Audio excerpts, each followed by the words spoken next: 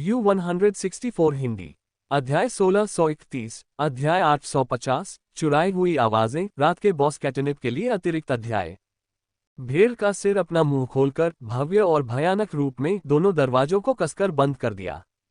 यह वह द्वार था जो केंद्रीय हॉल को आंतरिक हॉल से अलग करता था। यह एक द्वार भी था जो वेदी को अलग करता था। मोह हुआ ने उस भयावह लेकिन परिचित और मिलनसार भेड़ के सिर को देखा, उसके पीछे की मोहक और लार टपकाती आभा को हल्के से महसूस किया। उसका दिल तेजी से धड़क रहा था। उसने अब और दिखावा नहीं किया और सीधे मिस्टर विच से पूछा, हम दरवाजा कैसे खोलें? मिस्टर विच ने जवाब दिया, ये दरवाजा खोलना आसान नहीं है। बकवास बंद करो। मोह हुआ का चेहरा कठोर था। ठीक है, ठीक है। मिस्टर विच बार बार मन ही मन बुदबुदाते हुए बोले, ये छोटा शैतान अभी तो इतना सतर्क क्यों था, लेकिन अब थोड़ा अधीर क्यों लग रहा है? इस पूरी यात्रा के दौरान ये छोटा शैतान बहुत ही चतुर था। वह छोटी छोटी बातों में भी गलतियां निकाल लेता था। वे आंखें पानी की तरह साफ थीं, कभी कभी खाई की तरह गहरी, जिससे उन्हें देखते समय असहजता महसूस होती थी। श्रीमान चुड़ैल ने झूठ बोलने की हिम्मत नहीं की और इस प्रकार समझाया, इस दरवाजे को खोलने में समय लगता है। मूलतः इसे बलिदान से एक दिन पहले तैयार करना पड़ता था। पहले प्रसाद रखकर, दिव्य भगवान को सूचित करने के लिए धूप जलाकर, उनकी आज्ञा के लिए प्रार्थना करके, और केवल उनकी स्वीकृति से ही दरवाजा खोला जा सकता था। मोह हुआ ने भौहें चढ़ाते हुए कहा, इसे और स्पष्ट रूप से समझाओ। हाँ हाँ, मिस्टर विच ने कहा सरल शब्दों में, इसका मतलब है कि प्रसाद चढ़ाना, एक व्यक्ति की बलि देना, और एक दिन बाद यदि ईश्वरीय भगवान की स्वीकृति हो तो ये दरवाजा स्वाभाविक रूप से खुल जाएगा। इसमें पूरा दिन क्यों लग जाता है? मोह हुआ ने पूछा। मिस्टर चुड़ैल ने कड़वाहट से मुस्कुराते हुए कहा, ये दिव्य भगवान का नियम है। इस दरवाजे को खोलने में एक दिन लगता है, क्योंकि मैं तो केवल दिव्य भगवान का सेवक हूं, मुझे कैसे पता चलेगा? मोह हुआ की भौहें थोड़ी सिकुड़ गईं, लेकिन उसने कुछ नहीं कहा, बल्कि कहा, तो अब दरवाजा खोलो। मिस्टर चुड़ैल ने हिचकिचाते हुए कहा, इस दरवाजे को खोलने के लिए एक व्यक्ति की बलि की आवश्यकता है। किस तरह का बलिदान? इसका मतलब है कि एक जीवित व्यक्ति, एक पीड़ित के रूप में, तभी दरवाजा खोला जा सकता है। मोह हुआ के चेहरे पर ठंडक थी। मुझे ये बेतुकी बातें बताना बंद करो, मैं बस दरवाजा खुलवाना चाहता हूँ, बाकी तुम खुद ही सोच लो। जो भी बलि देनी हो, कुत्ते की बलि खुद ही ले लो। अगर नहीं दे सकते तो खुद को मार डालो और खुद को मानव बलि के रूप में चढ़ा दो। मिस्टर विच के चेहरे पर कड़वी मुस्कान थी, लेकिन अंदर से वह गुस्से से उबल रहा था। ये छोटा शैतान सचमुच घृणित है। किसी दिन उसे ईश्वरीय प्रभु द्वारा दंडित किया जाएगा और वह बिना दफन स्थान के मर जाएगा। मोह हुआ ने इस मिस्टर विच को भी नहीं छोड़ा। उन्होंने ऐसे षड्यंत्रकारी, मानव सदृश, भूत सदृश, धार्मिक ठगों से कई बार निपटा है तथा उनके वास्तविक स्वरूप को समझा है। यदि आप उन पर थोड़ा भी दबाव नहीं डालेंगे तो आपको पता नहीं चलेगा कि उनके पास क्या क्या तरकीबें छिपी हैं। जल्दी से दरवाजा खोलो, चालाकी मत करो, वरना मैं तुम्हें मार डालूंगा। मोह हुआ ने धमकी दी। दूसरी ओर मास्टर जियाओ भी अपनी लंबी तलवार पकड़े हुए ध्यान से देख रहा था। मिस्टर विच ने आह भरी और जानबूझकर और अधिक देरी करने का साहस नहीं किया और बड़े दरवाजे के एक तरफ एक मूर्ति के पास चले गए। एक तंत्र को घुमाते हुए मूर्ति के पेट से 3 बक्से निकाले। मोह हुआ ने तुरंत देखा कि बक्सों पर बनी आकृतियां बर्फ की तरह की थीं, जिनका उपयोग संभवतः संरक्षण के लिए किया जाता था। मिस्टर विच ने बक्से खोले, प्रत्येक में एक धड़कता हुआ दिल था। ये 3 हृदय, चाहे मानव हो या राक्षस, ये निश्चित नहीं है कि उन्हें कितने समय तक रखा गया था, फिर भी उनका रंग अभी भी ताज़ा था तथा बाहर निकालने पर वे थोड़ा कांप रहे थे। मिस्टर विच ने इन 3 दिलों को भेड़ के सींग के मुख में रख दिया। एक क्षण में भेड़ के मुंह से कई नुकीले दांत निकल आए, जो तीनों के दिलों को काट गए। रक्त रिसकर नुकीले दांतों के साथ भेड़ के सींग के मुख में समा गया, फिर ऊपर के रक्त के खांचों के साथ साथ चारों ओर फैल गया तथा एक एक करके अजीब पैटर्न को सक्रिय कर दिया। हालांकि ये प्रक्रिया बहुत धीमी थी। एक बार रक्त के खांचे भर दिए जाएं तो दरवाजा खुल जाएगा, श्री विच ने कहा। मोह हुआ ने देखा कि दरवाजा सचमुच धीरे धीरे खुल रहा था और उसने सिर हिलाया, जिससे मिस्टर विच के लिए चीजें अब मुश्किल नहीं रहीं। चूंकि दरवाजा खुलने में एक दिन लगता है, इससे पहले हर कोई केवल चुपचाप प्रतीक्षा कर सकता था। कुछ लोग अभी भी घायल थे, जिन्हें ध्यान और आराम करने के लिए जगह की आवश्यकता थी। लेकिन समस्या यह है कि मोह हुआ और उसका समूह वास्तव में साथी नहीं थे, सतह पर तो उनमें सामंजस्य था, लेकिन फिर भी उनके बीच अविश्वास और संदेह बना रहा। इसलिए विश्राम अवधि के दौरान सभी लोग चतुराई से अलग हो गए और प्रत्येक ने भीड़ के सींग वाले दरवाजे के सामने खंडहर के पास ध्यान और आराम करने के लिए एक स्थान ढूंढ लिया और साथ ही एक दूसरे के प्रति सतर्क भी रहे। मिस्टर विच अकेले थे। ज़िलियो, वाटरयम और मास्टर जियाओ एक साथ थे। जियो तियानक्वान ने एक पल के लिए सोचा, उसे समझ नहीं आ रहा था कि वह क्या सोच रहा है, लेकिन वह अस्थायी रूप से मास्टर जियो के साथ रुक गया। मोह हुआ स्वाभाविक रूप से गु चांगहुआए और जिया कैनोनिकल अधिकारी के साथ रहे। जहां तक ओयांग फैंग और हुआ कियान कियान का सवाल है, उन्होंने उन्हें ध्यान और उपचार के लिए जिया कैनोनिकल अधिकारी के पास रहने को कहा। मास्टर जियो ने देखा लेकिन हस्तक्षेप नहीं किया, केवल मोह हुआ की ओर देखते हुए याद दिलाया। ताया संप्रदाय का लड़का मेरी जल जेल शक्ति से पीड़ित है। 100 फूल घाटी की लड़की गुई जल जहर से जहरीली है। इस ड्रैगन किंग मंदिर में केवल मैं ही उस जल जेल शक्ति को बेअसर कर सकता हूं और केवल मैं ही गुई जल जहर का इलाज कर सकता हूं। मोह हुआ को अन्य विचारों पर ध्यान न देने का संकेत दिया गया। ओयांग फैंग और हुआ कियान कियान अभी भी उनके बंधक थे। मोह हुआ को ये बात अपने दिल में मुश्किल लगी, लेकिन उसने लापरवाही से अपना हाथ हिलाया। समझ गया, मास्टर जियो निश्चिंत रहें, मैं उनके साथ भाग नहीं जाऊंगा। मास्टर जियाओ की अभिव्यक्ति उदासीन रही, उसमें खुशी या गुस्सा नहीं दिखा, फिर वह मुड़े और चले गए। बाद में मोह हुआ ने सभी के आराम करने के लिए एक साफ जगह ढूंढी। उनके चारों ओर खंडहर थे, कुछ हद तक सुरक्षित। भीड़ के सीन का दरवाजा भी दूर नहीं देखा जा सकता था। रक्त नाली की प्रगति पर नजर रखी जा सकती थी। दरवाजे के खुलने के समय का अनुमान लगाया जा सकता था। गु चांगहुआए और जिया कैनोनिकल अधिकारी मास्टर जियाओ और अन्य लोगों से बचाव करते हुए पालथी मारकर बैठ गए। अध्याय 1632, अध्याय 850, चुराई हुई आवाजें, रात के बॉस कैटनेप के लिए अतिरिक्त अध्याय। ओयांग फैंग और हुआ कियान कियान 2 लोगों के संरक्षण में ध्यान में बैठे थे, एक उपचार कर रहा था और दूसरा जहर को दबा रहा था। मोह हुआ भी कुछ देर बैठा रहा और उसे लगा कि जमीन थोड़ी ठंडी है। ये ड्रैगन किंग मंदिर मिस्टवाटर नदी के मध्य में स्थित है, जो पानी की क्यूई से भीगा हुआ है तथा अत्यंत ठंडा है। पहले लड़ाई और यात्रा के दौरान तो ठीक था, लेकिन अब जब सब कुछ शांत हो गया है, तो जमीन पर बैठने पर उसे थोड़ी ठंड महसूस हो रही है। मोह हुआ ने एक गर्म कंबल निकाला और खुद को उसमें लपेट लिया। गु चांगहुआए और अन्य लोगों की ओर देखा, एक पल के लिए सोचा और फिर कुछ कंबल निकाले, प्रत्येक व्यक्ति को एक दे दिया। वह अक्सर बाहर जाता था और कैंपिंग करता था, इसलिए उसके स्टोरेज बैग में रोएदार कंबल होना आवश्यक था। यह आदत तब विकसित हुई जब वह अपने मालिक, छोटे भाई और छोटी बहन के साथ यात्रा करता था। सभी को थोड़ी हैरानी हुई, लेकिन उन्होंने मना नहीं किया और कंबल मिलते ही मोह हुआ का शुक्रिया अदा किया। कंबल ओढ़ने के बाद उन्हें वाकई गर्माहट का एहसास हुआ और वे मोह हुआ की परवा की सराहना करने से खुद को रोक नहीं पाए। इसके बाद सभी लोग शांत हो गए और आराम करने के लिए ध्यान करने लगे। आसपास का वातावरण शांत हो गया।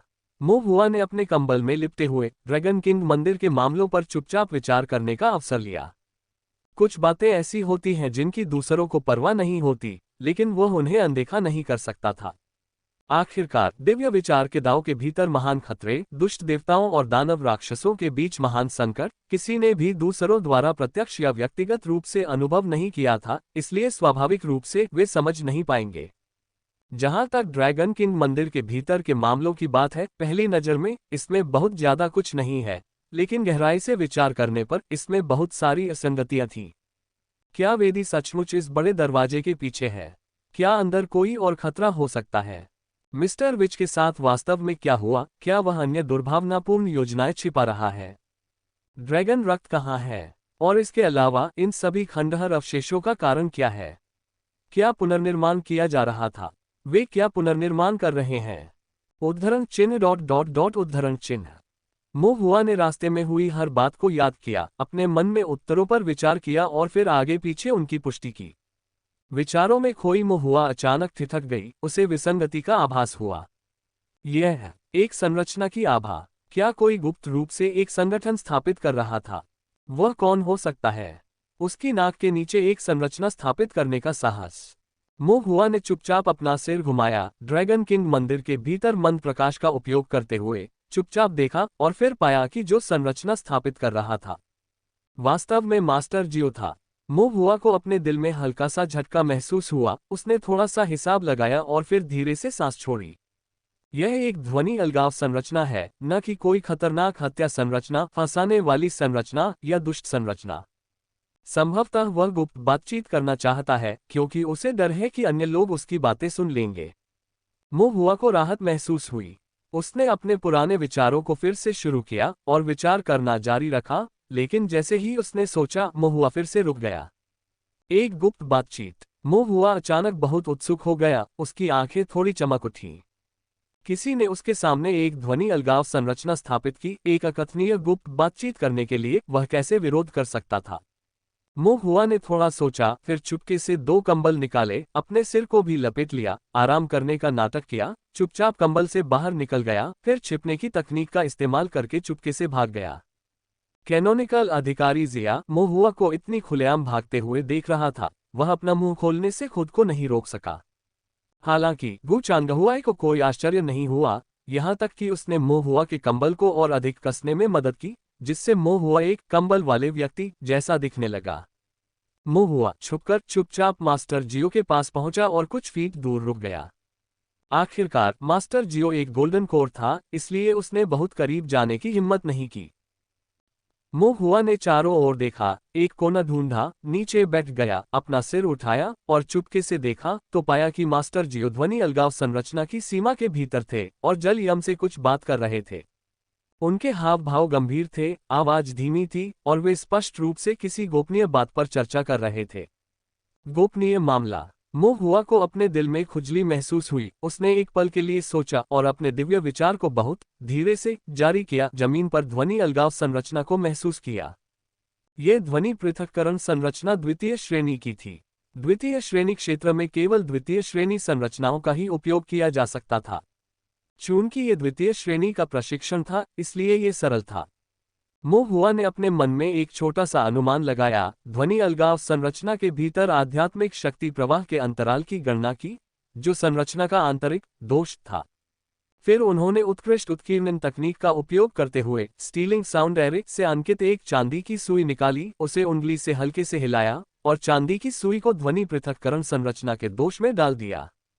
चांदी की सुई बहुत हल्की थी और उसकी आवाज बहुत धीमी थी, और ध्वनि अलगाव संरचना ने ध्वनि को अंदर और बाहर दोनों तरफ से अलग कर दिया, इसलिए मास्टर जियो अनजान रहे।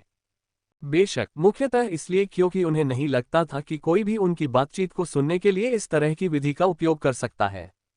जैसे ही चांदी की सुई संरचना में टूट गई, मोहुआ ने संबंधित धागा निकाला, उसे अपने कान के चारों ओर लपेटा और कुछ ही क्षणों में वह वास्तव में ध्वनि सुन सका। शुरुआत में आवाज कुछ रुक रुक कर आ रही थी, फिर धीरे धीरे स्पष्ट हो गई। अपर्याप्त और अधिक बाधा। उद्धरण चिन्ह ... मैंने तुम्हें एक बार पहले भी बचाया था, मुझे उम्मीद नहीं थी कि तुम अब भी इतने अयोग्य होगे। उद्धरण चिन्ह ... अगर मुझे उस चीज को खोलने की जरूरत न होती तो मुझे आपके जीवन या मृत्यु की कोई परवाह नहीं होती। ये सुनकर मोहुआ कुछ हद तक हैरान रह गया। खोलो वह चीज। क्या बात है? मोहुआ ने एक पल के लिए ध्यान से सोचा, उसके दिल में झटका लगा। क्या ये हो सकता है? जल जेल निषिद्ध बॉक्स को खोलने के लिए। यह मुस्कुराता हुआ बाघ जल यम का उपयोग करके जल कारागार के निषिद्ध बॉक्स को खोलने का इरादा रखता है। मोहुआ का दिल एक पल के लिए भारी हो गया, लेकिन थोड़ी देर बाद उसने खुद को शांत किया और सुनना जारी रखा। बड़े भाई, ऐसा नहीं है कि मैं अक्षम हूं, बात सिर्फ इतनी है कि अप्रत्याशित परिवर्तन बहुत आश्चर्यजनक है, मानो हर कदम किसी ने सोच समझकर उठाया हो। जल यम ने धीमी आवाज में कहा। मास्टर जियो की अभिव्यक्ति उदासीन थी। मैं बहाने नहीं सुनूंगा। जल यम ने अनिच्छा से अपना मुंह बंद कर लिया और अधिक कहने का साहस नहीं कर सका। मास्टर जियो ने अपना सिर घुमाया, जल यम की ओर देखा। वह चीज कहाँ है? जल यम का चेहरा तुरंत राख जैसा हो गया। वाटर यम की अभिव्यक्ति को देखकर मास्टर जियो ने थोड़ा भौहें चढ़ाई, एक पल के लिए विचार किया, उसकी पुतलियां सिकुड़ गईं, आंखें अचानक चौड़ी हो गईं और उसने एक भयावह स्वर में कहा, मुझे मत बताओ, तुमने इसे खो दिया है। खोया नहीं है, जल यम ने कांपते हुए कहा, बस यह अभी मेरे पास नहीं है। मास्टर जियो की आंखों में हत्या का इरादा चमक उठा, गुस्सा हंसी में बदल गया। अच्छा, तुम्हारी क्षमताएं सचमुच बहुत बड़ी हैं, उस चीज को भी खोना। क्या मैंने तुम्हें चेतावनी नहीं दी थी? तुम्हारी जान जा सकती है, लेकिन उस बक्से को जरा भी नुकसान नहीं पहुंचना चाहिए। वाटर यम ने दांत पीसते हुए कहा, मुझे माफ कर दो बड़े भाई, यह मेरी लापरवाही थी। मैं एक खलनायक की साजिश में फंस गया और बक्सा छीन लिया गया। मैं उस बक्से को पुनः प्राप्त करने के लिए पूरी कोशिश कर रहा हूं और बिग ब्रदर को निराश नहीं होने दूंगा। मास्टर जियाओ ने भौहें चढ़ाईं, अब बक्सा किसके पास है? जल यम ने कहा, मोहुआ नाम के उस बदमाश के हाथों में। मोहुआ चुपके से सुन रहा था और अपना सिर पीछे करने से खुद को नहीं रोक सका। इसके बजाय मास्टर जियो हक्के बक्के रह गए, जैसे कि उन्होंने स्पष्ट रूप से सुना ही न हो। कौन? मोहुआ, जल यम ने धीरे से कहा। कौन सा मोहुआ? वह जिसने अभी आपसे बात की थी बड़े भाई, वह मोहुआ। मास्टर जियो ने एक पल के लिए अपना मुंह खोला, उनकी अभिव्यक्ति काफी अद्भुत थी। जिस व्यक्ति ने जल कारागार निषिद्ध बॉक्स को लूटा था, वह वही बच्चा था जिसे वह शुरू में बंधक के रूप में पकड़ना चाहता था, लेकिन असफल रहा। फिर कुछ समय के लिए उसके साथ यात्रा की, यहाँ तक कि उसके साथ योजना भी बनाई कि मिस्टर विच को कैसे पकड़ा जाए। इस बच्चे ने उसका खजाना लूट लिया और फिर भी दिन के अधिकांश समय तक उसके सामने आराम से घूमता रहा और उसे कुछ भी पता नहीं था। इस समय मास्टर जियो को वास्तव में जल यम को मारने की इच्छा हुई। बड़ा घोटाला, ये बहुत ही महत्वपूर्ण मामला है और यह कचरा अब इसकी गवाही दे रहा है। अगर यह न होता तो मैं उस छोटे से भूत को पकड़ने के लिए हर संभव कोशिश कर चुका होता। मास्टर जियो ने शुई यान को जानलेवा इरादे से देखा, फिर अपना सिर घुमाया, आंखें थोड़ी खुली, एक भयावह निगाह से दूर मोहुआ की ओर देखा। उसकी आंखों में रक्त रंग की दुष्टक्यूई उभर आई, एक भयानक आभा। लेकिन दूर खड़ा मोहुआ एक कंबल वाला व्यक्ति होने के कारण डर महसूस नहीं कर रहा था, इसलिए कोई प्रतिक्रिया नहीं हुई। वह टूटी हुई दीवार के पास शांति से आराम कर रहा था। इसके बजाय पास में खड़े गू चांगहुआई को कुछ असामान्य महसूस हुआ और उसने ठंडेपन से देखा। दोनों की आंखें मिल गईं, माहौल तनावपूर्ण हो गया, लेकिन दोनों में से कोई भी एक शब्द भी नहीं बोला और एक क्षण बाद दोनों ने अपनी नजरें हटा ली। मास्टर जियो ने अपने दिल में ठंडी आवाज में बड़बड़ाया, ये गू चांगहुई अभी भी हमेशा की तरह सतर्क है। जहां तक उस छोटे से भूत की बात है, सचमुच दिल खोलकर गहरी नींद में सो रहा है। उसने अपनी भावनाओं को नियंत्रित किया, अपनी आंखें फिर से सिकोड़ ली, अपने हृदय के नगर किले में सब कुछ छिपा लिया और शांति से कहा, मैं समझ गया, जल कारागार निषिद्ध बॉक्स का मामला, इसका जिक्र किसी से मत करना। हाँ, आपकी साधना तकनीक कैसी चल रही है? मास्टर जियाओ ने शुई यान से पूछा। बड़े भाई को निराश न करें, मैं पहले ही चौथी परत तक पहुंच चुका हूं, शुई यान ने उत्तर दिया। मास्टर जियाओ की अभिव्यक्ति थोड़ी नर्म हुई, उन्होंने सिर हिलाया, ये सही है। मास्टर जियाओ के शब्दों को सुनकर शुई यान भी राहत महसूस कर रहा था। उसने अपने हाथों को कप के आकार में बनाते हुए कहा, जल कारागार संप्रदाय का मंत्र बिंदु वास्तव में उत्कृष्ट है। ये सब बड़े भाई की पूर्ण शिक्षा का ही परिणाम है कि मैं ऐसी क्षमताओं को अपने नियंत्रण में रख सका। पूर्ण शिक्षण? मोहुआ ये सुनकर अचंभित रह गया। तो क्या शुई यान की सारी योग्यताएं मुस्कुराते हुए बाघ द्वारा सिखाई गई थी? मास्टर जियाओ ने स्वीकृति में हम कहा और कुछ नहीं कहा, इसके बजाय शुई यान को जाने देने के लिए अपना हाथ हिलाया। शुई यान ने सलाम किया और फिर चला गया। मैदान में केवल मास्टर जियो ही बचे थे। मोहुआ ने भौहें चढ़ाईं और जाने ही वाला था कि अचानक एक दिव्य विचार आया, जिससे उसे एक और छाया दिखाई दी। कोई और आ रहा है। मोहुआ ने एक क्षण सोचा, फिर दीवार के कोने पर खड़ा रहा और सुनने के लिए कान खड़े कर लिए। थोड़ी देर बाद एक आकृति छाया से बाहर निकली, मास्टर जियाओ के पास गई और अपने हाथों को कप के आकार में करके कहा, चाचा। आगंतुक असाधारण रूप से प्रतिभाशाली था और वह था जियो तियानिक्वान। मास्टर जियाओ ने अत्यंत जटिल अभिव्यक्ति के साथ जियाओ तियानिक्वान की ओर देखा, फिर एक क्षण बाद ठंडी हंसी के साथ कहा, मुझे चाचा कहने की कोई आवश्यकता नहीं है। जियो तियानिक्वान ने कहा, रक्त रेखा अटूट है, कारण और प्रभाव के इस बंधन के साथ आप हमेशा मेरे चाचा रहेंगे। रक्त रेखा? मास्टर जियाओ की अभिव्यक्ति उदासीन थी, जिसमें उपहास का भाव था। हर कोई जानता है, अमीरों की नज़र में पैसा कुछ भी नहीं है, रईसों की नज़र में शक्ति कुछ भी नहीं है और परिवार की नज़र में रक्त संबंध कुछ भी नहीं है। मास्टर जियाओ ने जियाओ तियानिक्वान को देखा, उसकी अभिव्यक्ति ठंडी होती जा रही थी, उसकी निगाहें अधिक उदासीन थीं, यहाँ तक कि लंबे समय से दबाए गए क्रोध और अनिच्छा का भी निशान था। मैंने कई वर्षों तक कड़ी मेहनत की है, योजनाएं बनाई हैं, बहुत गंदा काम किया है, जियो परिवार के लिए अनगिनत प्रयास किए हैं। मैं केवल कोर्ट लीडर का पद चाहता था। कुछ मामलों में तो परिवार को फंसाने से बचने के लिए सारा गंदा पानी भी मैं अकेले ही धोता हूं। आपने छोटी उम्र में ही ताओवादी दरबार में प्रवेश किया और मैंने ही कदम दर कदम आपका साथ दिया। आप उपलब्धियां चाहते थे, ठीक है। मैंने आपके लिए काम करने वाले लोगों को ढूंढा, आप ऊब गए थे। मैं आपके लिए महिलाओं को खोजने के लिए रूजबोट गया। आप संभावनाएं और नेटवर्क चाहते थे, मैंने आपको यंग मास्टर्स पवेलियन से परिचित कराया। मैंने इसकी योजना भी बनाई थी, जब तक मैं कोर्ट लीडर बनूंगा, रिश्तों को प्रबंधित करूंगा, रास्ता तैयार करूंगा। 5वीं कक्षा की अनेक्स्यू दाउ ट्रिब्यूनल का अगला कोर्ट लीडर निश्चित रूप से आपका होगा। लेकिन मैंने कभी उम्मीद नहीं की थी। मास्टर जियो की आंखें गुस्से से भरी थीं। कबीले के वे पुराने मरे हुए लोग मुझे दरकिनार करने के लिए इतने उत्सुक हैं और सीधे आपको दरबारी नेता के पद के लिए प्रतिस्पर्धा करने के लिए प्रेरित कर रहे हैं। मास्टर जियाओ अत्यधिक क्रोध में हंसे, क्या शानदार योजना है। मैंने जीवन भर अथक परिश्रम किया, बड़ी कठिनाई से रास्ता बनाया, अभी तक उस पर कदम भी नहीं रखा, केवल खुद को एक कदम के पत्थर के अलावा कुछ नहीं पाया।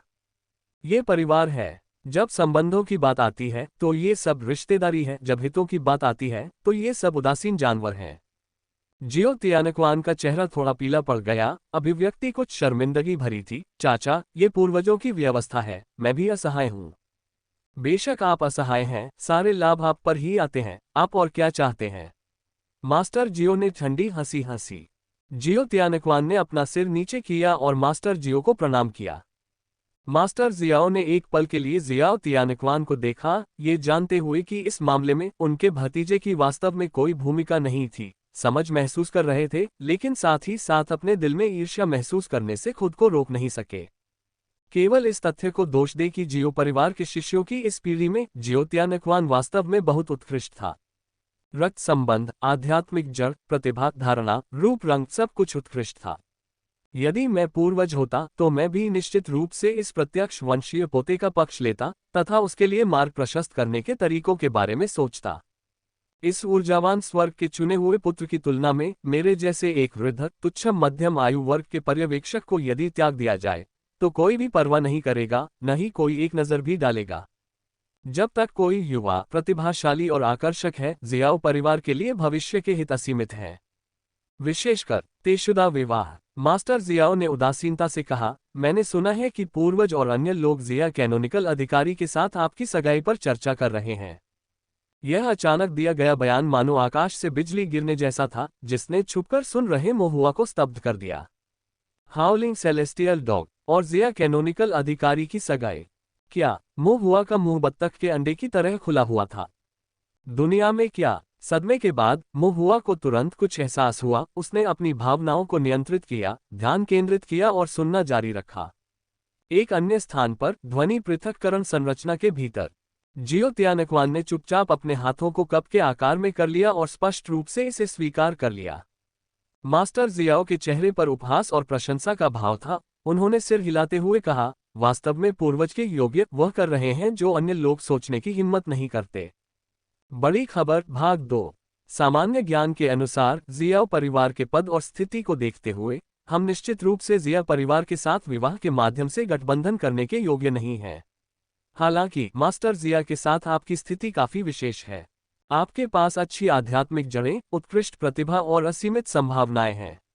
सबसे महत्वपूर्ण बात यह है कि आप बहुत युवा हैं। मास्टर जिया भी बुरे नहीं हैं, दिखने में और आध्यात्मिक जड़ों में सब कुछ बेहतरीन है, आलोचना करने लायक कुछ भी नहीं है। लेकिन वो बस बूढ़े हैं और कई वर्षों से ताओवादी दरबार में सेवा कर रहे हैं, ठंडे और गुस्सैल स्वभाव के हैं। मास्टर जिया के गुणों के साथ ऊपर से गठबंधन या यहाँ तक कि शादी करना भी थोड़ा मुश्किल है। लेकिन आप अभी भी युवा हैं और अपने उज्ज्वल भविष्य के साथ आप पारिवारिक पृष्ठभूमि की कमियों की भरपाई कर लेते हैं। इस तरह आप दोनों वास्तव में अच्छी तरह से मेल खाते हैं। मास्टर जियाओ की निगाहें थोड़ी गहरी हो गईं। उन्होंने जियाओ तियानकवान की ओर देखा, मैंने सुना है कि जिया परिवार के मास्टर जिया पहले ही आपसे व्यक्तिगत रूप से मिल चुके हैं और आपसे काफी संतुष्ट हैं। जियो तियानकवान ने सम्मानपूर्वक कहा, मास्टर जिया के अनुग्रह के लिए ये सब धन्यवाद। मास्टर जियाओ ने उपहास किया, आह भरी और ठंडे स्वर में कहा, सब लोग अच्छा खेल खेल रहे हैं। तुम दोनों की शादी हो रही है। जिया परिवार को जियाओ परिवार को बांधने के लिए रस्सी मिल रही है और जियाओ परिवार को ऊपर चढ़ने के लिए सीढ़ी मिल रही है। बढ़िया बढ़िया। लेकिन वह अपनी जान बेचने वाला ये बूढ़ा कुत्ता बिक चुका था। अगर वह भौंके नहीं तो भी शायद कुछ देर सांस ले ले। अगर भौंके तो हड्डियां भी नहीं बचेंगी।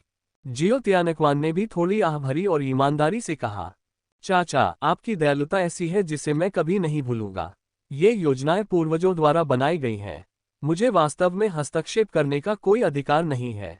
लेकिन चाचा, निश्चिंत रहें, जब मैं किसी दिन दरबारी नेता बनूंगा तो आपको अवश्य ही एक महत्वपूर्ण पद पर नियुक्त करूंगा। भविष्य में भले ही आप दरबारी नेता न बने, कम से कम उप दरबारी नेता का पद तो निस्संदेह आपका ही होगा। मास्टर जियाओ ने सिर हिलाया, बुरा नहीं है, कम से कम दूसरों को अपनी जान बेचने के लिए घेरा बनाने में शब्दों के साथ तुम्हारा तरीका बुरा नहीं है। इस कौशल के साथ दरबारी नेता का पद लेना कोई समस्या नहीं होनी चाहिए। जियो तियानकवान ने कहा, चाचा। मास्टर जियाओ ने भौहें चढ़ाईं, मैंने तुम्हारे साथ अच्छा व्यवहार किया है, मुझे मूर्ख मत समझो। जियो तियानकवान चुप हो गया। मास्टर जियो ने जियो तियानकवान को आखिरी बार गहराई से देखा, ये देखते हुए कि मेरा उपनाम जियो है और आप स्वर्ग के चुने हुए पुत्र हैं जिनसे जियो परिवार को बड़ी उम्मीदें हैं, जियो परिवार के भविष्य की रीढ़ है। इस भावना के लिए मैं ये सुनिश्चित करूंगा कि आप इस ड्रैगन किंग मंदिर से सुरक्षित रूप से निकल जाएं। लेकिन एक बार तुम चले गए तो सुपरवाइजर की ये पहचान मुझे अब और नहीं चाहिए। जियाओ, नाम भी छोड़ दूंगा। तुम्हारा और मेरा कोई रिश्ता नहीं रहेगा। जीना है या मरना है, मुझे इससे कोई मतलब नहीं। इन शब्दों के साथ मास्टर जियो उदासीनता से चले गए, जाते समय अपनी आस्तीनें झाड़ते हुए। जियो तियानकवान के चेहरे पर थोड़ी सी निराशा दिखी। वह मास्टर जियो की इन दिनों की देखभाल के लिए अभी भी आभारी लग रहा था, लेकिन ये जल्द ही गायब हो गया। वह स्वर्ग का चुना हुआ पुत्र है, मास्टर जियाओ से अलग। अब अलग होना ही अच्छी बात है। जियो तियानकवान ने मास्टर जियो की पीछे हटती हुई आकृति को दूर से सलामी दी, फिर मुड़कर वह भी चला गया। उनके जाने के बाद मोहुआ ने राहत की हल्की सांस ली, अपनी चांदी की सुइयां निकाली, तार को एक ओर रख दिया, खुद को छुपा लिया और चुपचाप आराम करने की जगह पर वापस आकर अपने कंबल के नीचे खिसक गया। कंबल वाला व्यक्ति वापस मोहुआ में बदल गया। गु चांगहुआई ने शोरगुल को भांपते हुए चारों ओर देखा और धीमी आवाज में पूछा, तुमने क्या सुना? मास्टर जिया ने भी उत्सुकता से देखा। मोहुआ को अभी अभी हुई बातचीत याद आई, वह स्तब्ध रह गया। उसने कुछ अविश्वसनीय सुना। एक चौंकाने वाली गपशप मिली। ये गपशप बहुत बड़ी है, वह इसे एक बार में निगल नहीं सकता।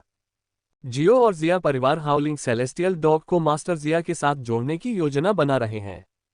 मोहुआ ने बोलने के लिए अपना मुंह खोला, लेकिन मास्टर जिया की ओर देखते हुए रुक गया। क्या सिस्टर जिया को इस बारे में पता भी है?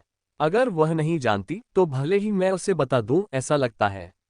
इसका कोई फायदा नहीं है। आप एक हाथ को जांग में नहीं मोड़ सकते। सिस्टर जिया एक गोल्डन कोर हो सकती है, लेकिन जिया परिवार सेंट्रल दाओ कोर्ट में है, जो 9 राज्य के केंद्र में ताओवादी राज्य में एक महान परिवार है। अगर वह असहमत भी हो तो वह क्या कर सकती है? और यदि वह पहले से ही जानती है तो क्या मैं वास्तव में संबंधित पक्ष के सामने गपशप नहीं कर रहा होऊंगा? आखिरकार इस तरह की निजी शादी की बातें खुलकर कहना अच्छी बात नहीं है।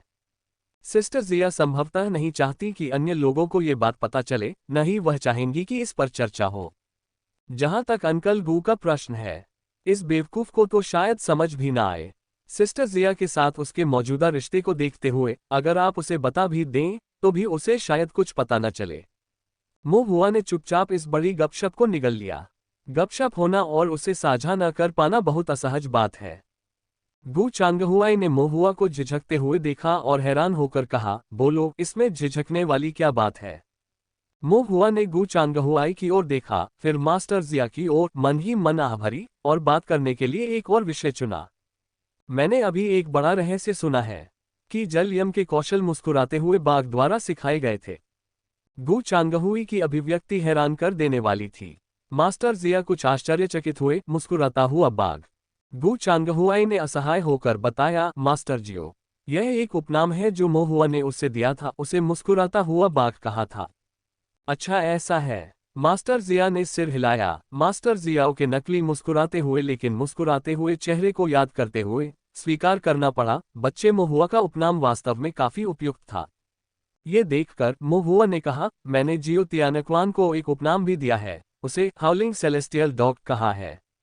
आकाशीय कुत्ता चिल्ला रहा है। मास्टर जिया आश्चर्यचकित रह गए, फिर उनकी अभिव्यक्ति सामान्य रही लेकिन उनके होंठ थोड़े सिकुड़ गए। स्पष्ट रूप से वे प्रसन्न थे लेकिन खुद को रोकने की पूरी कोशिश कर रहे थे। गु चांगहुआई ने आह भरते हुए कहा, महत्वपूर्ण मामलों की बात करो। मो हुआ ने ओह कहकर जवाब दिया, संक्षेप में सोचा, फिर मुस्कुराते हुए बाघ और जल यम की अभी अभी हुई बातचीत का सारांश दिया। बेशक उन्होंने अपने पास मौजूद जल कारागार निषिद्ध बॉक्स के बारे में हिस्सा छोड़ दिया। उन्होंने जियो तियानिक्वान के मामलों का भी उल्लेख किया। उस मुस्कुराते हुए बाघ ने हाउलिंग सेलेस्टियल डॉग को रूजर बोट पर ले गया। कहा गया कि वह अपनी खुशी के लिए महिलाओं को ढूंढेगा, और यह भी कहा गया कि वह हाउलिंग सेलेस्टियल डॉग को यंग मास्टर्स पवेलियन में पेश करेगा ताकि उसका नेटवर्क बढ़ाया जा सके।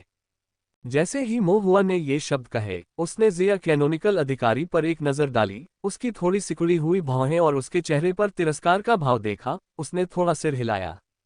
भले ही मो हुआ ने सबसे बड़ा रहस्य नहीं बताया, लेकिन उसने जो रहस्य साझा किया वह गु चांगहुआई और जिया कैनोनिकल अधिकारी दोनों को आश्चर्यचकित करने के लिए पर्याप्त था। उन्होंने उम्मीद नहीं की थी कि मास्टर जियो इतनी गहराई से शामिल थे। जहां तक जियो तियानिक्वान के मामलों का सवाल है, वे अप्रत्याशित थे, फिर भी पूरी तरह से आश्चर्यजनक नहीं थे। निजी तौर पर रूजर बोट आत्मा शमन नगर था और युवा गुरुओं का मंडप कुलीनों का स्थान था। ऐसी जैतून की शाखा को एक सामान्य कुलीन परिवार के बेटे के लिए अस्वीकार करना लगभग असंभव होता, जब तक कि वे सच्चे दृढ़निश्चयी और धर्मनिष्ठ साधक न हों। जब तक इसे खुले तौर पर नहीं बताया जाता, तब तक इसे एक भाग्यशाली घटना भी माना जा सकता है, जिसे कई लोग चाहते हैं। ये बहुत आश्चर्य की बात नहीं थी कि जियो तियानिक्वान ने रूजर बोट का दौरा किया था। मो हुआ ने अनुमान लगाया। अब ऐसा लगता है इस मुस्कुराते हुए बाघ ने वास्तव में जलजेल संप्रदाय की श्रेष्ठ विरासत सीख ली है।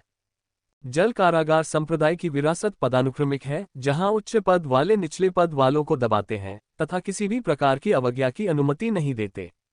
मुस्कुराते हुए बाघ की विरासत स्पष्ट रूप से जल यम से अधिक है। यही कारण है कि भयावह जल यम उसके सामने इतनी आज्ञाकारी रूप से कार्य करता है। गु चांगहुआई ने भौहें चढ़ाईं। अगर ऐसा है तो मास्टर जियो को पकड़ना इतना आसान नहीं होगा। मो हुआ ने भी सिर हिलाया। अगर हम मान लें कि जल यम के सभी कौशल मुस्कुराते हुए बाघ से आते हैं, तो यह संभव है कि मुस्कुराता हुआ बाघ जल यम के हर काम को जानता हो, और शायद उससे भी बेहतर। अर्थात वह न केवल गुई जल तलवार जानता है, बल्कि जल छायाचरण, जल यातना चाबुक और यहाँ तक कि वह भयानक रक्तपुतली कौशल भी जानता है। गु चांगहुआई और जिया कैनोनिकल अधिकारी दोनों गंभीर दिख रहे थे।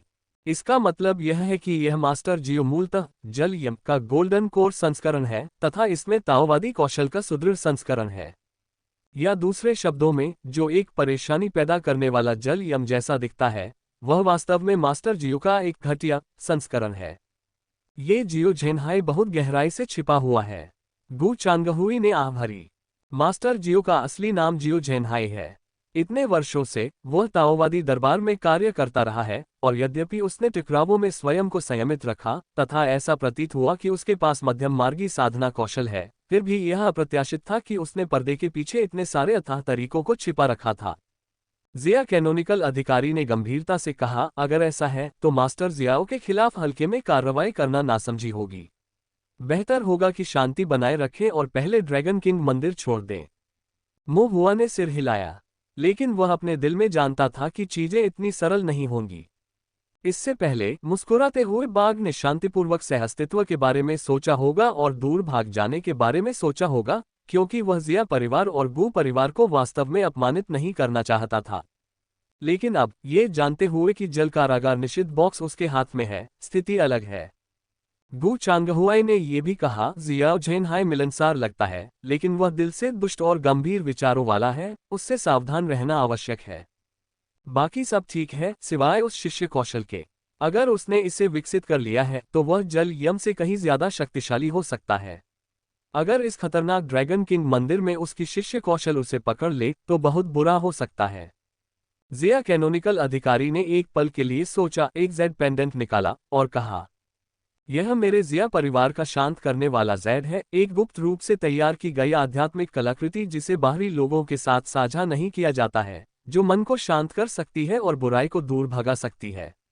इसे छाती पर पहनने से यदि पुतली कौशल से प्रभावित होता है तो ये हृदय मेरिडियन की रक्षा कर सकता है और बुरी क्यूई को दबा सकता है। इसे पूरी तरह से अवरुद्ध नहीं कर सकता है, लेकिन कुछ न होने से कहीं बेहतर है।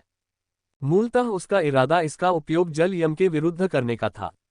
गु चांगहुआई चिड़चिड़े स्वभाव और अप्रिय भाषा के कारण उसे यह पद देने के लिए वह प्रारंभिक पसंद नहीं थी, लेकिन अब स्थिति अनोखी है और इस ड्रैगन किंग मंदिर में कुछ गोल्डन कोर लोगों में से केवल गु चांगहुआई ही उसके विश्वास के योग्य है। गु चांगहुआई एक पल के लिए हिचकिचाया, फिर चुपचाप जेड पेंडेंट स्वीकार कर लिया, एक पल के लिए विचार किया और फिर लापरवाही से इसे मोहुआ को सौंप दिया। कहा, ये आप ले लो। उसे चिंता थी कि मोहुआ कहीं मास्टर जियाओ के हाथों का शिकार न बन जाए। आखिरकार मास्टर जियाओ तो मोहुआ को बंधक बनाना चाहते थे। हालांकि मोहुआ की इच्छा थी कि वह गु चांगहुआई के सिर पर छड़ी से वार कर सके। इतनी कम भावनात्मक बुद्धिमत्ता के साथ कोई आश्चर्य नहीं कि वह जीवन भर अकेला रहा। मोहुआ स्वाभाविक रूप से इसे स्वीकार नहीं करेगा और अपनी आंखों से गु चांगहुआई को संकेत देगा, अंकल गु, यह जेड पेंडेंट बहुत मूल्यवान है, कृपया इसे अच्छी तरह से रखें। गु चांगहुई ने कहा, आप? मोहुआ ने कहा, मैं ठीक हूं। मुस्कुराता हुआ बाघ अपने शिष्य कौशल से सिर्फ तुम्हें और सिस्टर जिया को ही निशाना बनाएगा। तुम और सिस्टर जिया गोल्डन कोर हो, तुम्हारी सुरक्षा मेरी सुरक्षा सुनिश्चित करती है। अगर तुम दोनों में से कोई भी मुस्कुराते हुए बाघ की चालबाजी का शिकार हुआ, तभी मैं खतरे में पड़ूंगा।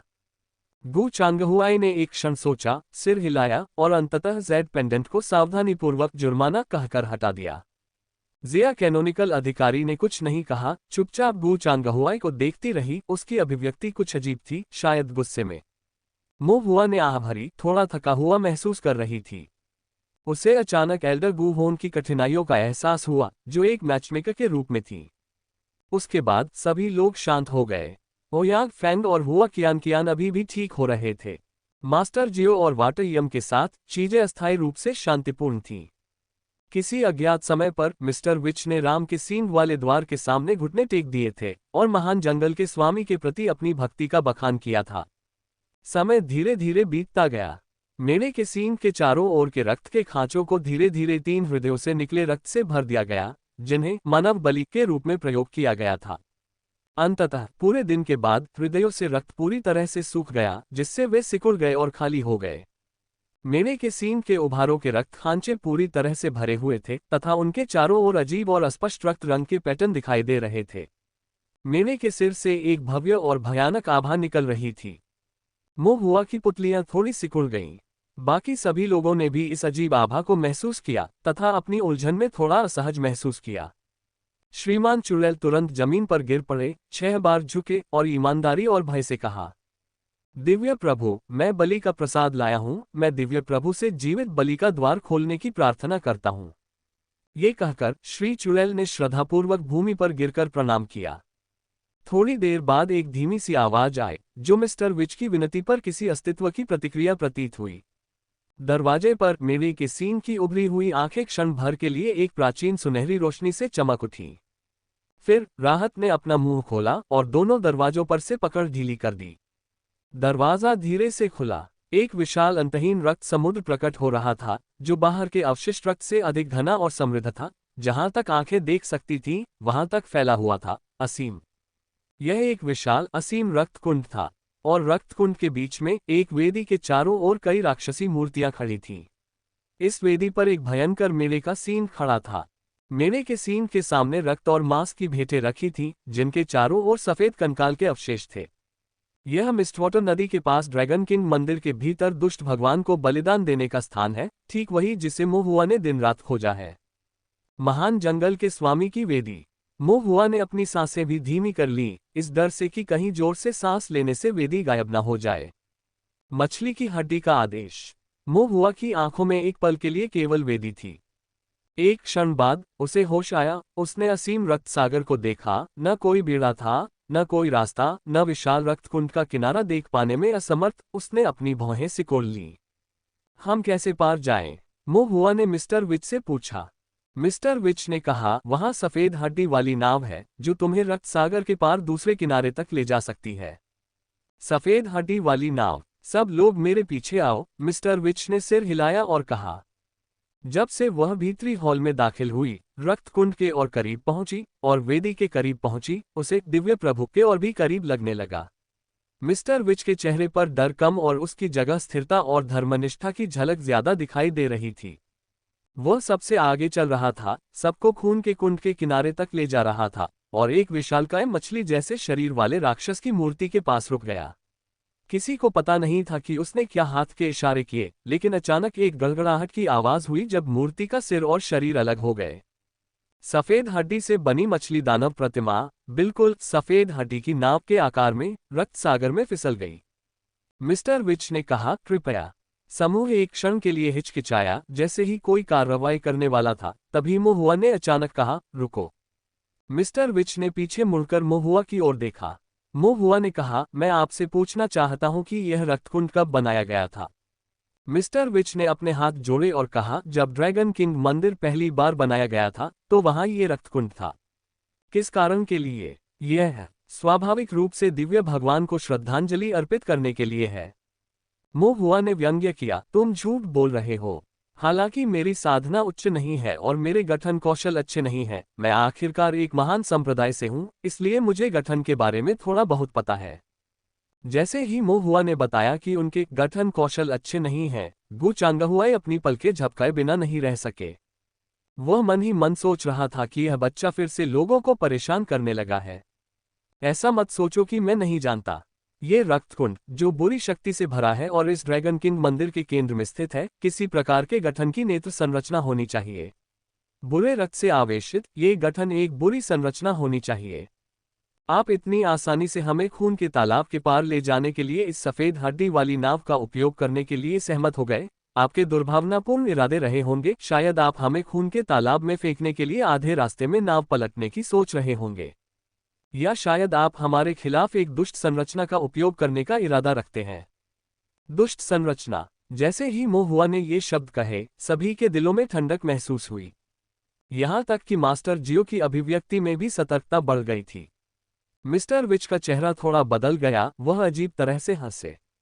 Young master is joking. Since you have learned about formations, you should know that all formations in this world require formation media. Without media, there can be no formation. This blood pool is vast and boundless, with nothing to rely on, so we cannot create formation media, therefore no way to draw formation patterns, much less set up the formation pivot or construct the formation eye. Moreover, with the blood water in this pool accumulated over the years, the evil power is so strong that flesh touching it will perish, and metals will corrode. Even if formation media had been set up, it would have eroded long ago. Even if a formation had been drawn, it wouldn't be able to be activated. After speaking, Mr. Witch suppressed his unease and looked at Mohua. Mohua furrowed his brows, appearing very puzzled, but then nodded, muttering, "It seems correct, there's no formation patterns around here either." Mr. Witch maintained a calm expression, silently letting out a sigh of relief in his heart. He thought that he had really been found out by this little imp. Fortunately, it was just a false alarm. Luckily, this little imp was only half-baked, seeming to have learned a bit from his elders and eager to show off. Though his vigilance was indeed high, and his intuition very sharp, but after all, his knowledge was lacking due to his age. Otherwise, things would have turned bad. Mr. Witch said frankly, "The fishbone token is placed on the altar. If you trust me, follow me to retrieve it. If you don't trust me, there really is nothing I can do. Do as you wish." Master Seo stared at Mr. Witch for a moment, pondering, then spoke, "Let's board the boat." At this point, even if Mr. Witch truly harbors other intentions, they can only proceed. Because there's no way back. But being reminded by Mohua, Master Seo still retained a bit of suspicion and instructed Ziliu, "Keep an eye on him, don't let him make any move."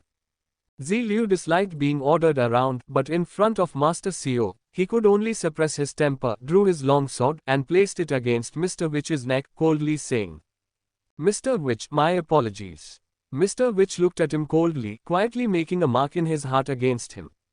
He considered himself a servant of the Divine Lord. These people weren't even worthy to serve as servants, yet dared to threaten him. Mr. Witch was escorted by Ziliu onto the white bone boat. The rest of the group also boarded the boat afterward. Then the white bone boat set sail, with Mr. Witch ferrying, taking the group across the boundless blood sea, cutting through waves towards the altar in the center of the blood pool. The blood pool reeked with a nauseating odor, with evil power surging. Sitting on the white bone boat, looking around, all they could see was the vast blood water, leaving everyone feeling somewhat apprehensive. फिर भी सौभाग्य से यात्रा सुचारू रही। क्या यह इसलिए था कि मिस्टर विच का वास्तव में कोई अन्य इरादा नहीं था, या क्योंकि वह ज़ीलियू द्वारा पकड़े गए थे और उनके पास कोई कदम उठाने का कोई मौका नहीं था? रक्त सागर गरज रहा था, खतरनाक लग रहा था, लेकिन मार्ग असामान्य रूप से सुचारू था। लगभग 1 घंटे में समूह किनारे पर पहुंच गया। किनारे पर सफेद हड्डियां थीं, सफेद हड्डियों से बनी सीढ़ियां थीं, सीढ़ियों के साथ राक्षसों की मूर्तियां थीं, कई भयानक राक्षस मूर्तियां वेदी की रक्षा कर रही थीं। मुंह हुआ वेदी को घूरता रहा, लगभग हिलने में असमर्थ। यदि यह सब लोग आसपास न होते और समय सही न होता, तो वह पहले ही दौड़कर आ जाता, राक्षस मूर्तियों पर पैर रख देता, भेड़ के सींग वाली खोपड़ी को लात मारकर दूर फेंक देता और इस वेदी पर भव्यता से बैठकर अपने लिए राक्षसों के भोज का आनंद लेता। इस तरह उनकी 19 पैटर्न दिव्य भावना आगे बढ़ सकती थी। 19 पैटर्न को आगे बढ़ाते हुए गोल्डन कोर के नीचे के सभी फॉर्मेशन के लिए द्वितीय श्रेणी के अल्टीमेट फॉर्मेशन को छोड़कर वह उन्हें लगभग बिना किसी सीमा के सीख लेगा। मुंह हुआ बुरी तरह से तरस रहा था। अफसोस की बात यह थी कि समय सही नहीं था, बहुत सारे बुरे लोग थे और उन्हें एक एक करके मैदान साफ करने के लिए धैर्य रखना पड़ा। अस्थि क्रम 2। मुंह हुआ की आंखें थोड़ी सिकुड़ गईं, ऐसा दिखावा करते हुए कि कुछ हुआ ही नहीं, वह चुपचाप भीड़ में घुल मिल गई। समूह वेदी के सामने पहुंचा और मेढ़े की खोपड़ी को देखकर सभी रुक गए। किसी कारण से वेदी एक ठंडी आभा में लिपटी हुई थी, मानो एक भयानक इच्छा यहां उतर आए हो, जिससे दिल बेचैन हो रहे थे और आगे बढ़ने की हिम्मत नहीं हो रही थी। यहां तक कि जिया कैनोनिकल अधिकारी, जो दिव्य भगवान में विश्वास नहीं करता था और सोचता था कि ड्रैगन किंग मंदिर में साधक केवल हत्या करने के इरादे से भगवान के नाम का उपयोग कर रहे थे और आत्मा में पागल थे, उसे भी बेचैनी महसूस हुई। उसे लगा कि कुछ गड़बड़ है। मास्टर जियो ने मिस्टर विच से पूछा, मछली की हड्डी का टोकन कहाँ है? मिस्टर विच ने चढ़ावे की मेज की ओर इशारा करते हुए कहा, उस चढ़ावे की मेज के नीचे, कुशन के बिल्कुल बीच में, जब आप उसे उठाएंगे तो एक गुप्त कोष्ठ होगा।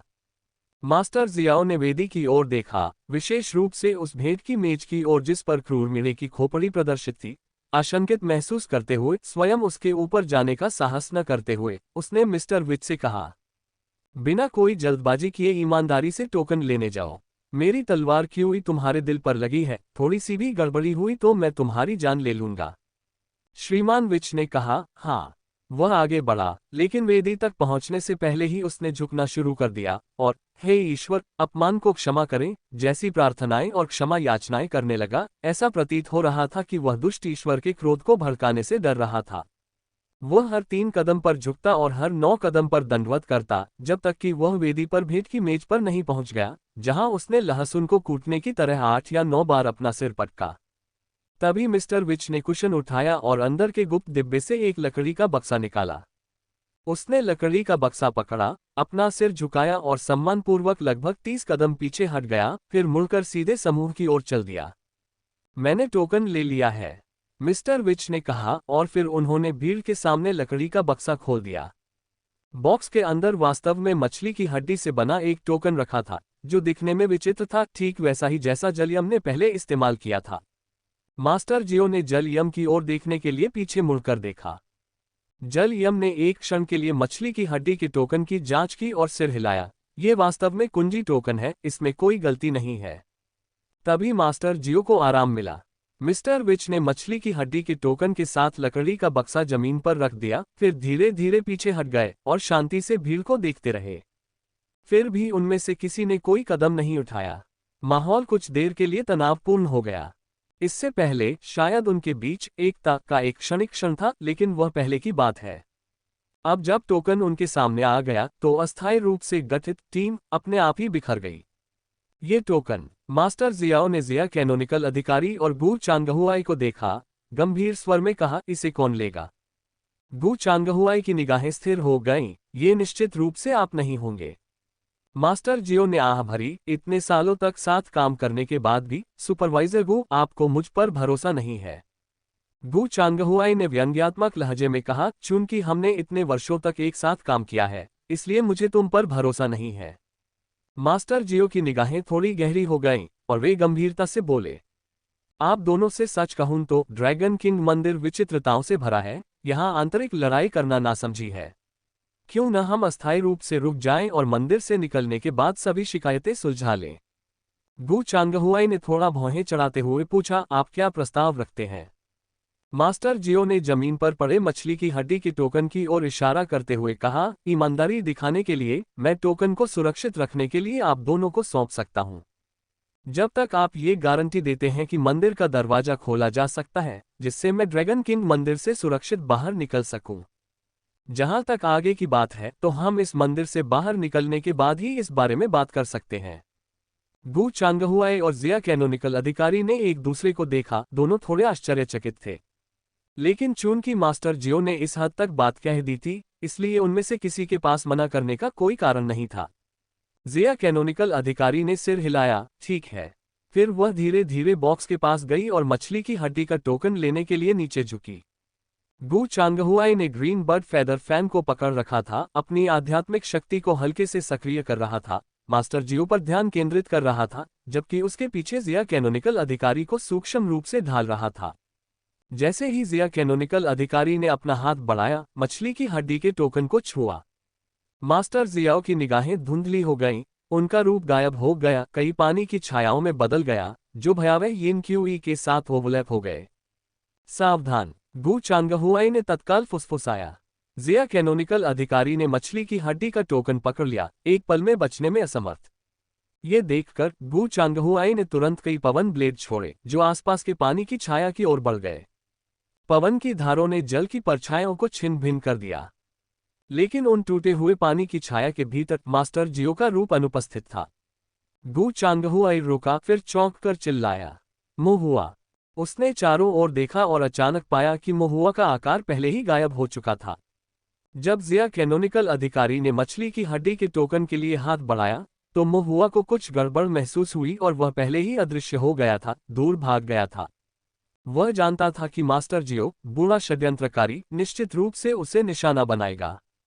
इस यात्रा में वो कभी कभी अपनी दिव्य आत्मा के भीतर मास्टर जियो की उसके प्रति निहित अप्रकट हत्या की मंशा को महसूस कर सकता था।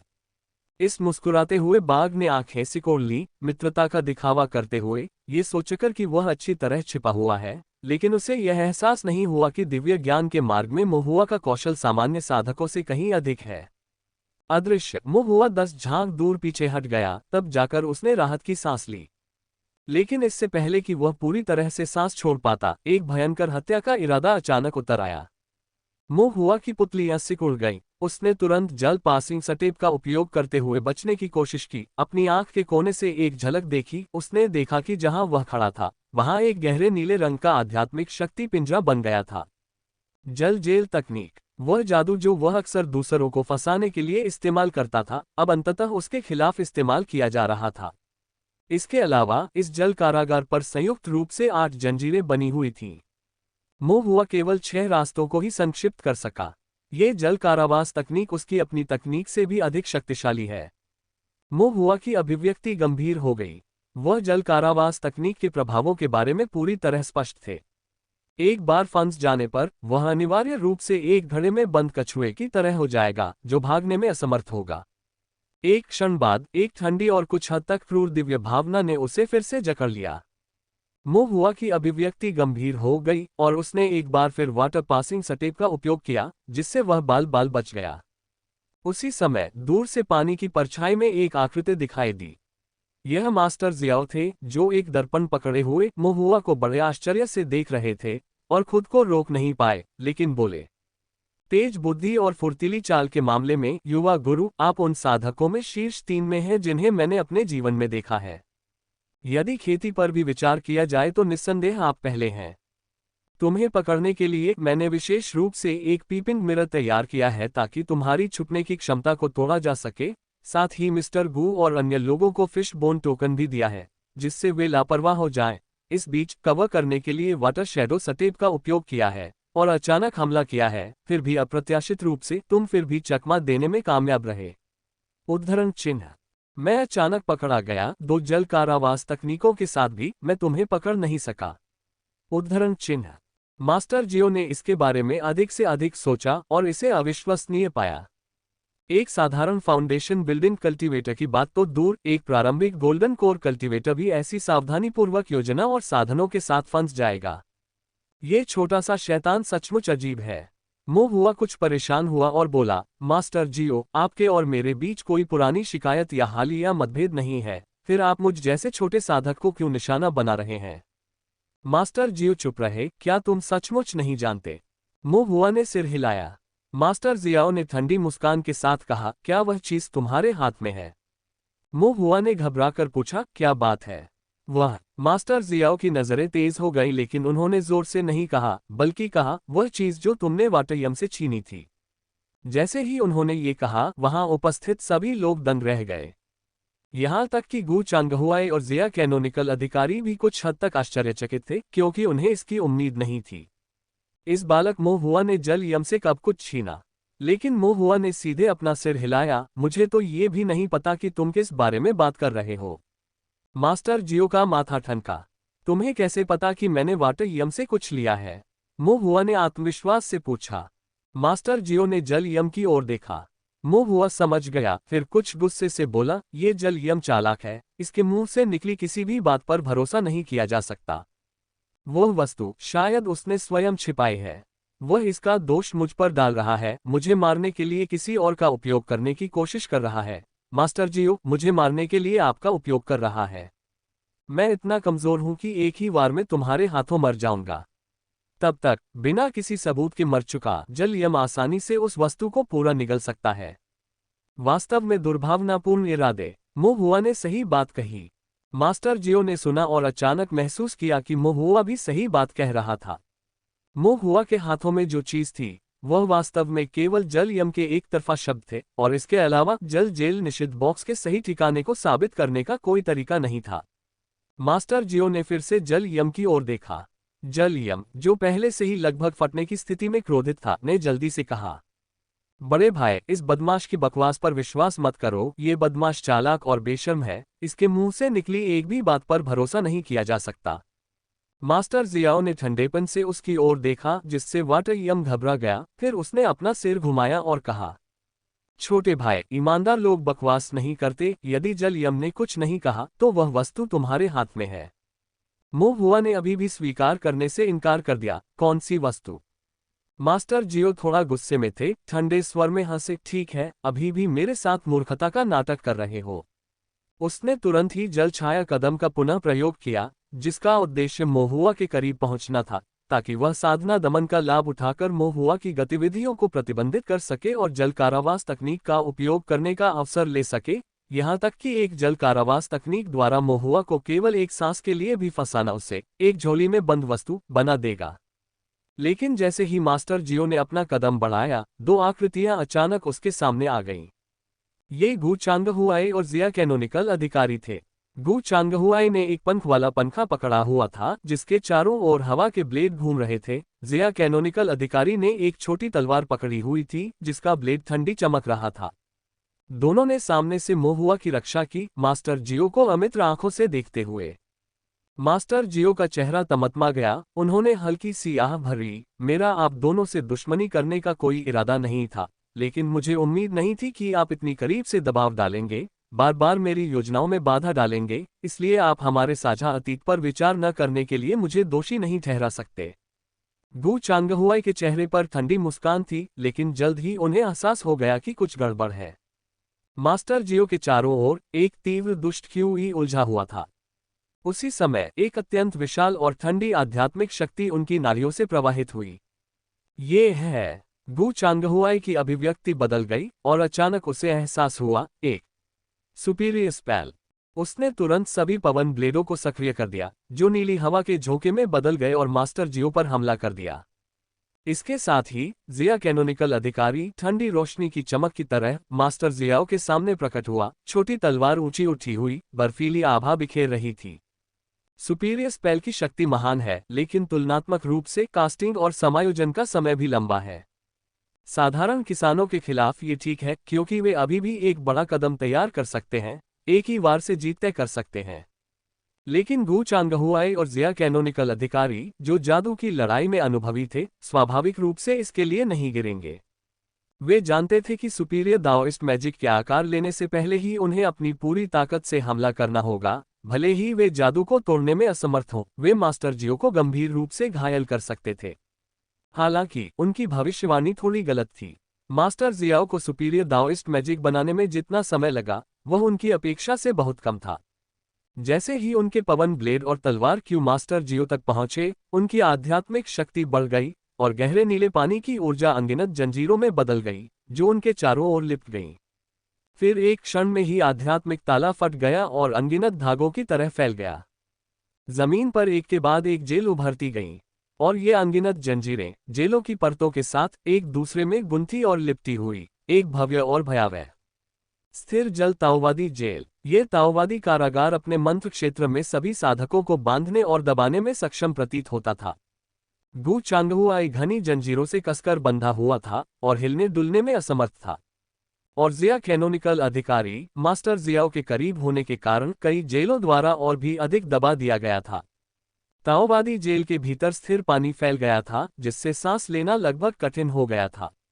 जब मास्टर जियो शक्ति एकत्रित कर रहे थे, तो उन्हें लगा कि कुछ गड़बड़ है, और मो हुआ, जो पहले ही बहुत दूर भाग चुका था, वह दृश्य देखकर आश्चर्यचकित हो गया। ये ताओवादी जादू, गु चांगहुआई और जिया कैनोनिकल अधिकारी शायद इसकी उत्पत्ति नहीं जानते थे, लेकिन मोहुआ ने इसे किसी से भी अधिक स्पष्ट रूप से समझा। जल कारागार संप्रदाय का संप्रदाय रक्षा करने वाला अंतिम कौशल, साधना जगत में दुर्लभ, लगभग अद्वितीय श्रेष्ठ नियंत्रण वर्ग दाओवादी जादू। जल जेल कौशल। मोहुआ को याद आया कि एक बार जल कारागार संप्रदाय के एल्डर यूकेंगहाई ने कहा था, ये जल कारागार कौशल जल कारागार संप्रदाय की विरासत प्रणाली में सर्वोच्च नियंत्रण मंत्र है, जो जल कारागार संप्रदाय की तकनीकों और आंदोलन तकनीक का अभ्यास करने वाले सभी साधकों को नियंत्रित करने में सक्षम है।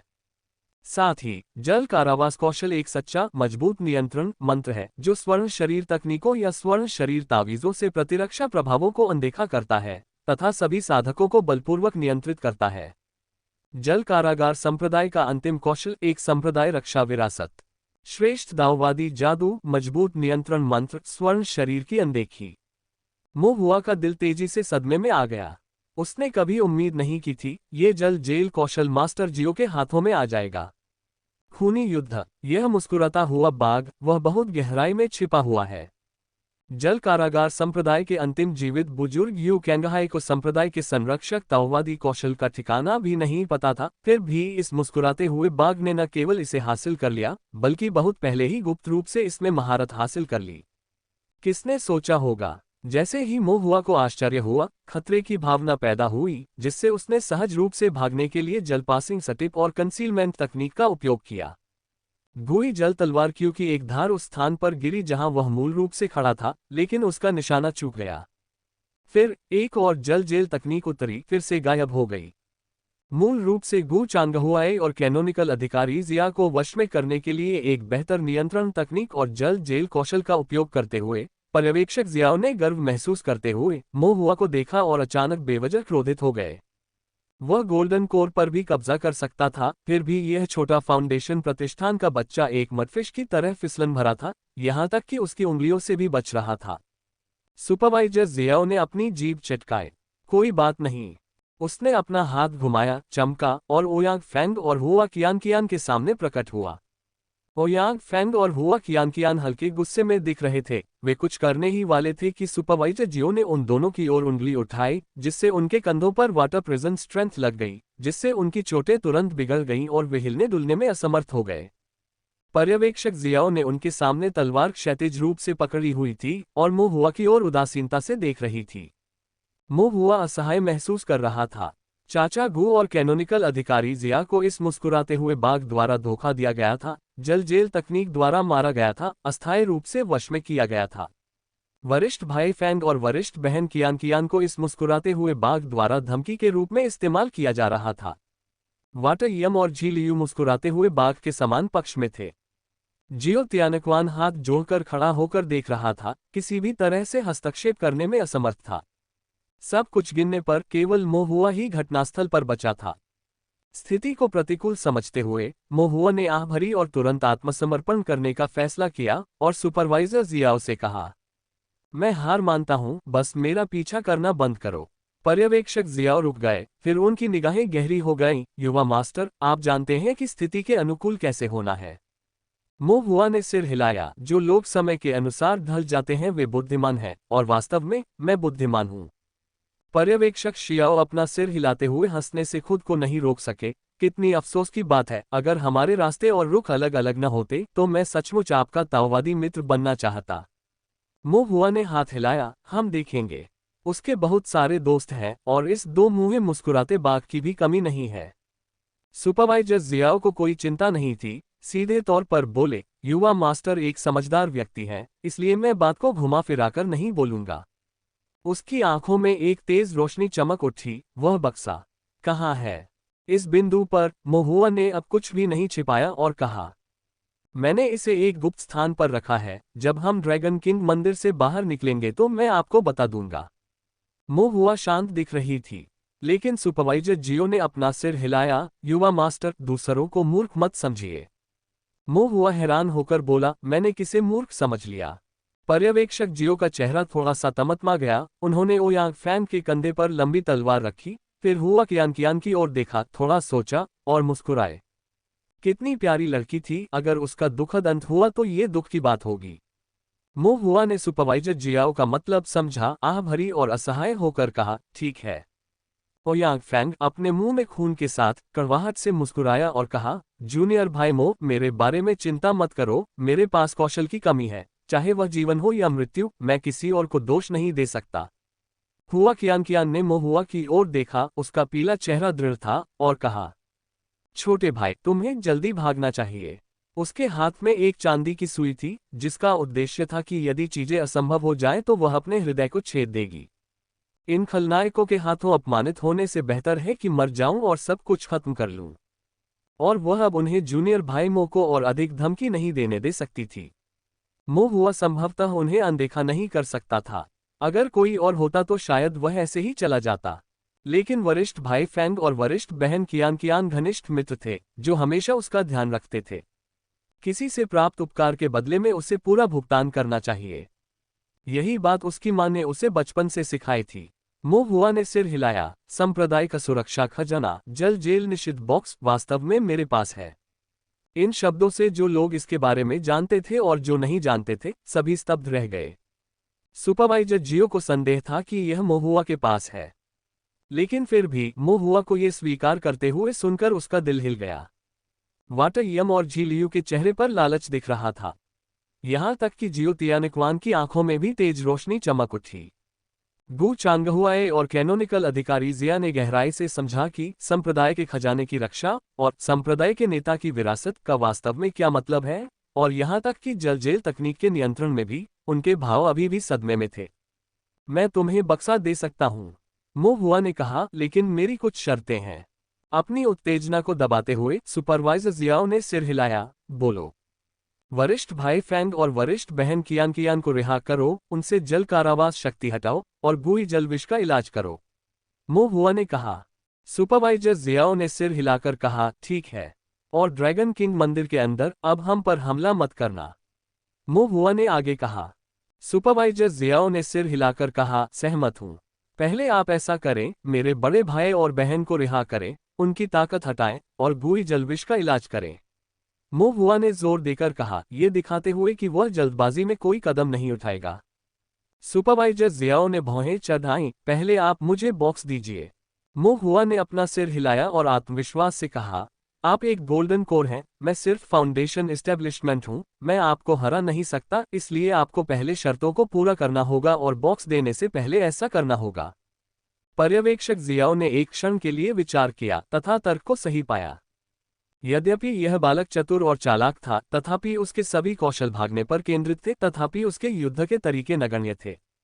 यदि वह उस पर हमला करने के लिए स्थिर खड़ा भी रहे, तो भी वह उसे कोई नुकसान नहीं पहुंचा सकेगा।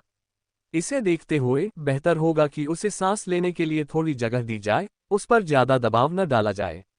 इसके अलावा जल कारागार निषिद्ध बॉक्स से अधिक कुछ भी मायने नहीं रखता था।